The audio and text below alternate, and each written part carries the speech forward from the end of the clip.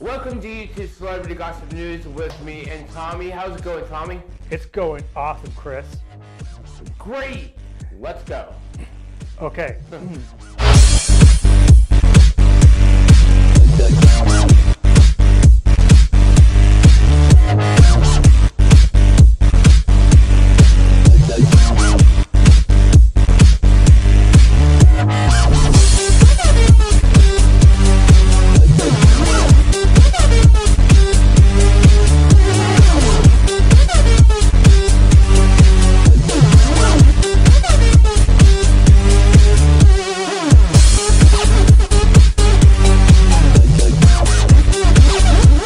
Welcome everybody. We got some celebrity gossip news for you. So, Tommy, gotta ask, what's going on for this week? Okay. You remember Gundam Style, right?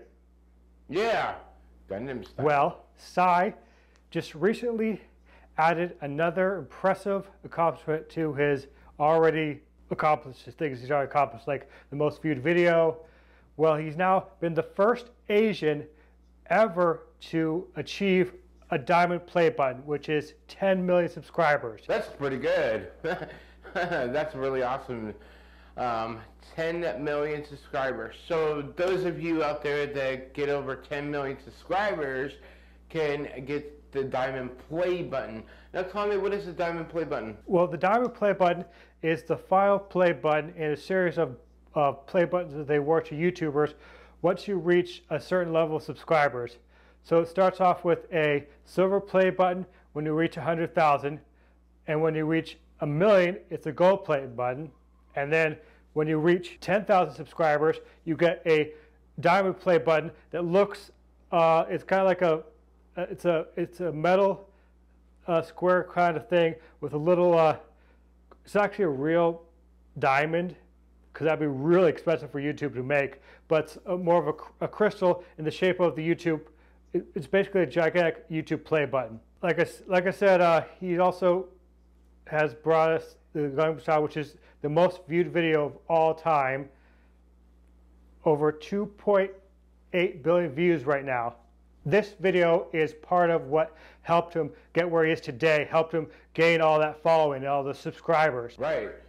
So that's a really good thing. I mean, if you remember Gundam Style and you know, PSY, basically that song went viral. It was everywhere. Kids, adults, people were doing it online. So it's a really awesome thing that PSY got the diamond play button.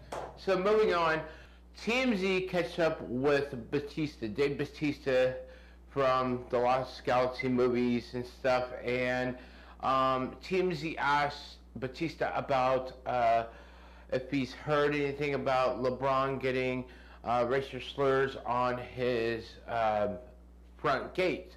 And so Petito learned about one of his co-stars that LeBron basically got racial slurs, the N-word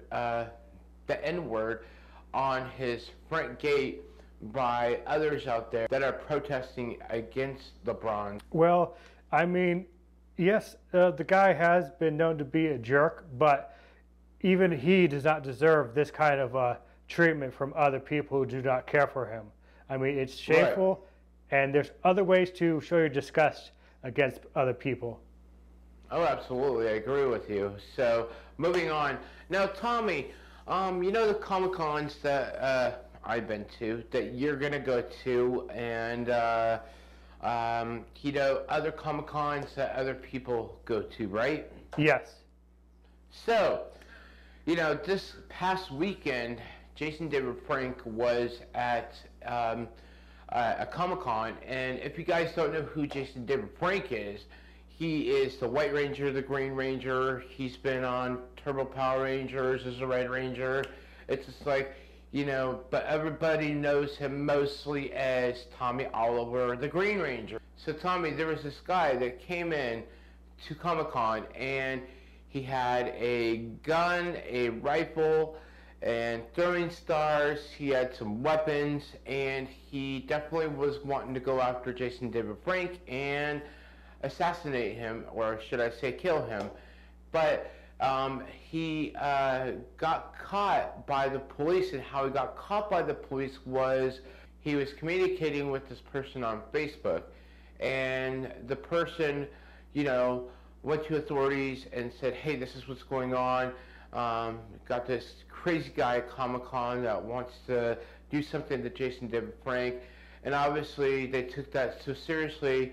They went to the guy, asked him a bunch of questions, did whatever on him, and so basically, if it wasn't for this other fan, you know, something bad would have really happened. And in the police statement, he wanted to finish the job from 15 years ago. So he's saying that he stabbed Jason David Frank 15 years ago, but Jason, in his press conference to Fox News, so Jason David Frank said he didn't know the guy, he's never seen the guy, that this guy is crazy. Well, I think that is, yeah, it's crazy, man, that a lot of this stuff has been happening at a lot of these events now. You had Manchester, then you had the Ariana Grande concert, then last year with Christina Grimmie, the YouTube slash singer, and that crazy, supposedly crazy fan. I mean, that these things have been happening at a faster and a more alarming rate, that, you know, people just, you know, want attention so badly they're going to do anything to get it. Exactly, just because, I mean, it's not only attention, Tommy. There are crazy people out there that are off their medicines. There are crazy people that, you know, that are kind of, you know, like, you know, whatever, maybe I want to die and this is the way I want to die. It's like all the crazy people started coming out over the last couple of years, claim to be fans but aren't fans, and been proven not to be fans by the celebrities that have been part of these incidents. Though they're just, in my opinion, they're people that need help. Exactly. So, okay, so moving on, Tommy, what else do you have? Well, speaking of people who need help and everything, did you hear about this, the 13-year-old girl who got submitted to a San Francisco rehab program recently? Part of it, but go on, Tommy. Okay, so basically, she's been having a rough time at home and feels like that her parents aren't listening to her, and no at school is really listening to her. So to escape, she's been watching a lot of YouTube to keep up with her friends at school, or her peers, because they're all talking about YouTube. They all talk about, you know, the latest greatest thing that's happened on YouTube. So she felt that she needed to keep up. So she literally would watch pretty much, other when she was at school, she'd be on her phone watching YouTube like 6 to 7 hours a day, to where it got to the point where her parents were getting worried about her and submitted her to this program for teens out of San Francisco. Now the doctor out there is saying that she's addicted to YouTube, where a lot of people out there do not think that is the case, because they're comparing it to like meth and heroin, which are really addictive and dangerous drugs. Well, yes, YouTube could become an obsession, but there's a difference between addiction and obsession. So, like, if you're addicted to YouTube, that's not bad. If it helps you mentally, it's not bad. There's a lot of things that YouTube can help you do mentally, physically.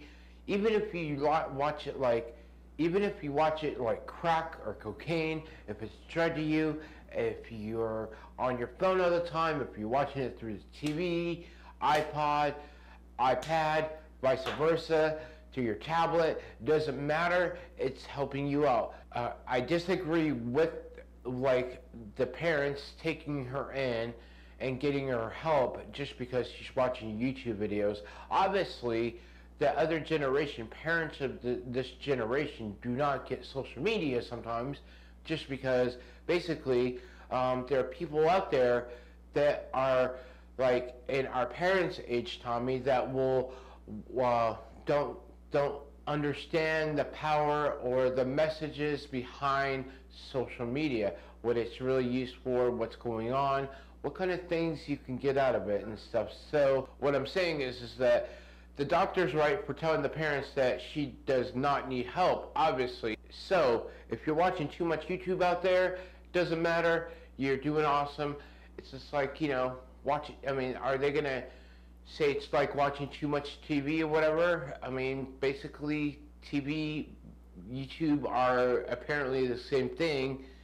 The difference is that, you know, you have to put in www.youtube.com on a default browser or on your TV even now these days. So that's my thought. So one other thing is, this is not the first time that this 13-year-old has been in rehab. Now the first time actually was a legit reason for putting her into rehab, because she was on suicide watch, because apparently she had watched a video on YouTube, or got an idea from a video. I don't know exactly what this video is, because it's never mentioned in any of the articles out there, but apparently she got the idea to overdose on pills, and so that was the first time she was in a mental institution. Now that was definitely the right place to put her in when she was in that state. But this second time was not.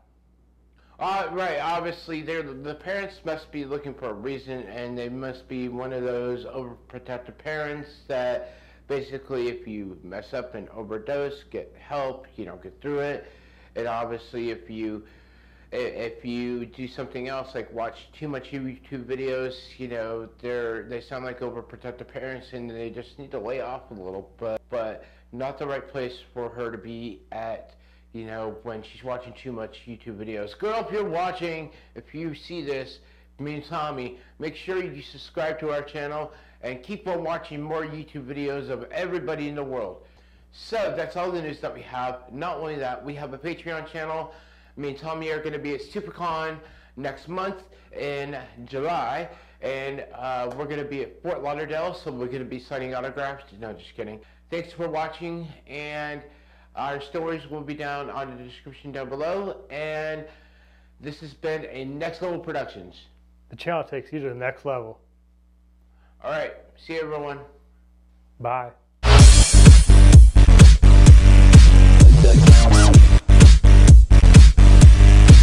Wow.